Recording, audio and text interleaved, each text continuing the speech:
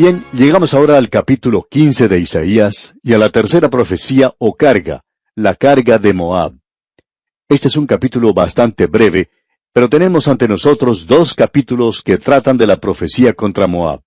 Esto puede parecer muy extraño. Tenemos solamente dos capítulos sobre Babilonia, y Babilonia fue el primer gran poder mundial. A nosotros nos parece que Moab hoy es algo muy insignificante. No pensamos que ellos eran muy importantes. Pero en los días de Isaías, y en realidad en el tiempo de David, esta tierra era algo muy importante y un gran reino. Los antecedentes de Moab eran sencillamente los siguientes. Tenemos aquí la carga o profecía de Moab, y lo que aquí se nos presenta es una destrucción repentina de esa tierra. Y ellos tienen una historia bastante interesante, digamos de paso. Tiene sus comienzos en la época de Lot. Llegaron a existir cuando Moab era un hijo de Lot mediante su relación incestuosa con su hija mayor. El hijo ilegítimo de este asunto tan sórdido llegó a ser el padre de los moabitas. Esta gente llegó a ser un enemigo inveterado y persistente de la nación de Israel. El rey de Moab, Balac, contrató al profeta Balaam para que maldijera al pueblo de Israel porque él les temía cuando pasaban a través de la tierra de Moab. Luego también tenemos una historia muy hermosa. El pequeño libro de Ruth lleva el nombre de una mujer de Moab. Esa joven de Moab era una persona maravillosa en realidad. David era parte moabita porque él procedía de esa tierra ya que él descendía de Booz y Ruth. Y David llevó a su padre a Moab cuando Saúl lo estaba persiguiendo.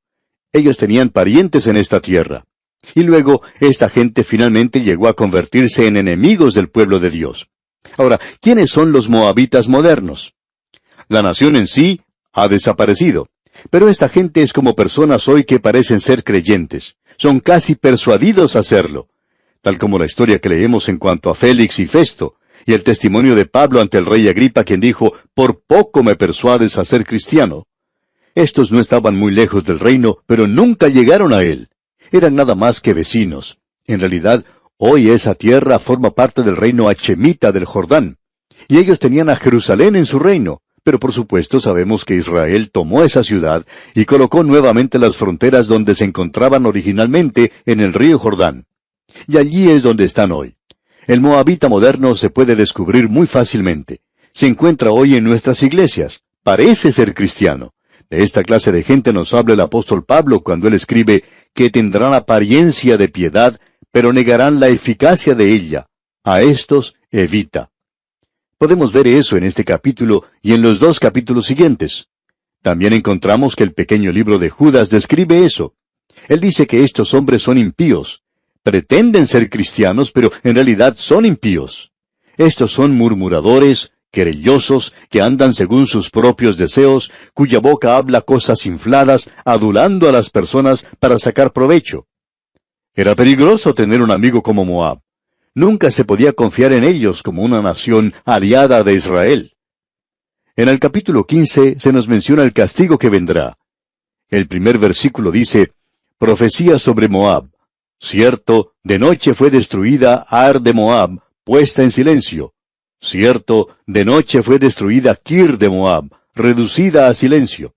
Y así fue. Silenciosamente y durante la noche llegó a Siria, y Asiria destruyó esta nación en una forma que en realidad es increíble, y que casi ni se puede describir. Parecería que los hubieran barrido completamente de la faz de la tierra. Ahora el versículo 2 dice, «Subió a Bajid y a Dibón, lugares altos, a llorar. Sobre Nebo y sobre Medeba aullará Moab. Toda cabeza de ella será rapada, y toda barba rasurada». Aquí se mencionan ciertos lugares que no son muy conocidos. Se hace referencia a lugares altos, y aparentemente aquí se encontraba el templo de Quemos, y estaba localizado en esta tierra. Y luego leemos que Moab aullará sobre Nebo. Bien, este es el monte Nebo, desde donde vino Moisés. Luego se menciona Medeba. Esas son ciudades en esa tierra. Él nos dice aquí que esa era la forma en que ellas iban a ser destruidas. Estas eran aquellas personas que profesaban conocer a Dios, y sin embargo, pasaban su tiempo en un templo pagano adorando a un Dios pagano, y decían que estaban adorando al Dios vivo y verdadero. Ahora el versículo 3 de este capítulo 15 de Isaías dice, «Se ceñirán de cilicio en sus calles, En sus terrados y en sus plazas aullarán todos, deshaciéndose en llanto. Hoy ese lugar es un lugar muy pobre.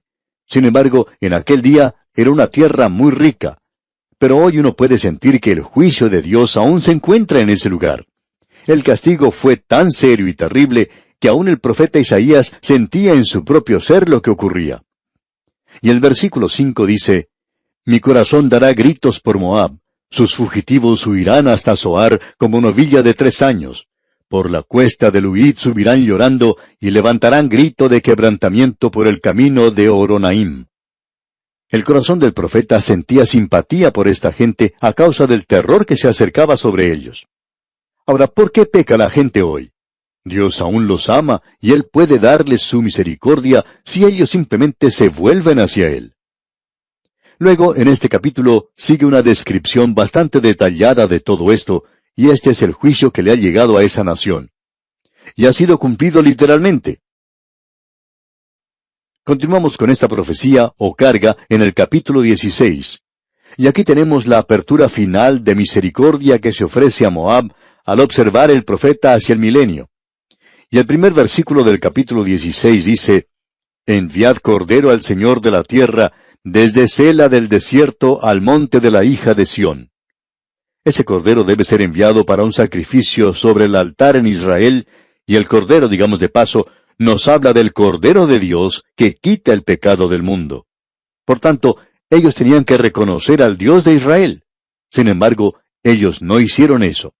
Y en el versículo 2 de este capítulo 16 leemos, Y cual ave espantada que huye de su nido, así serán las hijas de Moab en los vados de Arnón.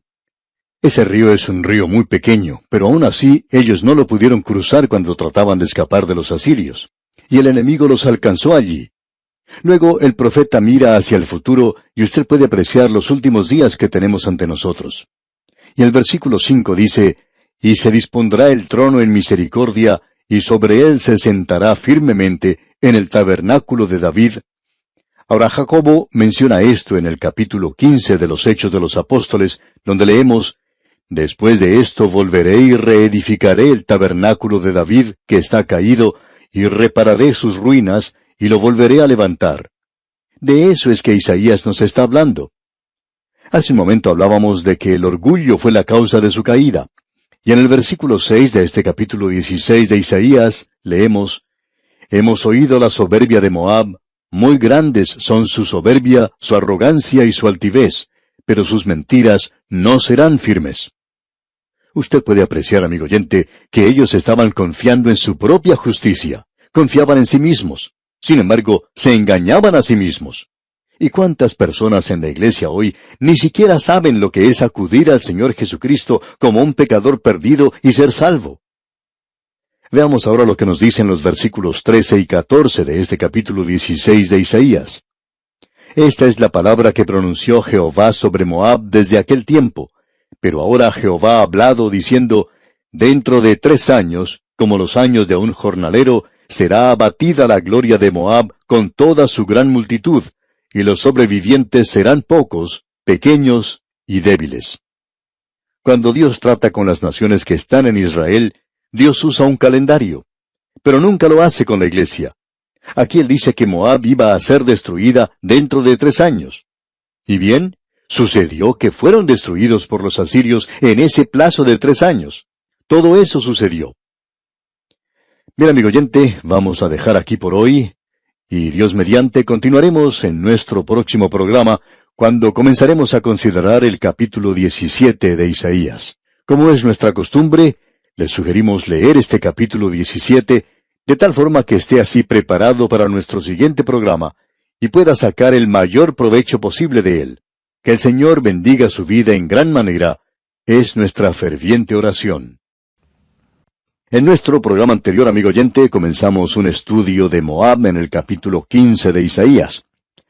Ahora nos encontramos en una sección donde existen ciertas cargas o juicios, y aquí se menciona los juicios de Dios sobre 11 naciones que en aquel día se encontraban al lado de la nación de Israel, o que de alguna forma tenían un contacto directo con esa nación. La razón por la cual Dios juzgó a cada nación se presenta de una forma muy directa. Vimos eso cuando comenzamos ese capítulo acerca de Moab. La razón dada allí era el orgullo.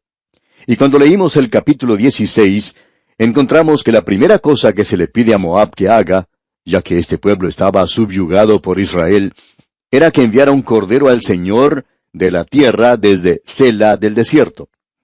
Ahora Sela era la ciudad de Petra, desde Sela del desierto al monte de la hija de Sión, dice. En esa ciudad se había tallado en la roca un altar donde se ofrecía holocaustos. Ahora Dios dice, envíen sus sacrificios al altar de Jerusalén. Y esto, dijimos, nos habla de la cruz de Cristo. Esta gente se negó a hacerlo.